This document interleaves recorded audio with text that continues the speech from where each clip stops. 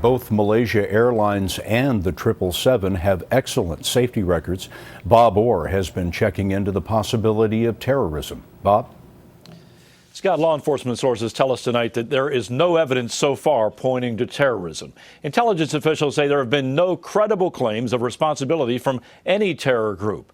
And so-called intel chatter has revealed nothing to date pointing to an attack on that flight. Investigators desperately need to find and recover the plane's wreckage and black box recorders to pin down what was going on with the pilots and their airplane in the critical moments before it was lost. Authorities are looking at those two men who used stolen passports to board the flight. Police say an Iranian middleman bought the men tickets in Thailand, one-way fares to fly from Malaysia to Beijing and then on to Europe. Police have airport surveillance pictures of the two travelers and their thumbprints. The FBI is expected to check that information against criminal and terror databases.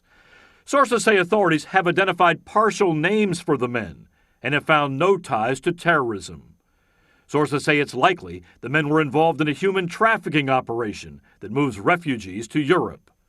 Perhaps the greatest clue pointing away from terrorism and towards a possible accident is the lack of a widespread field of crash debris.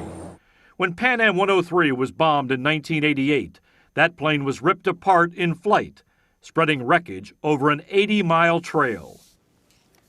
Now, the absence of any floating debris in this case is a strong indicator that Malaysia Airlines Flight 370 may not have disintegrated in midair, but Scott, it may have hit the water intact. And you'll have the very latest on CBS This Morning tomorrow morning. Bob, thanks very much.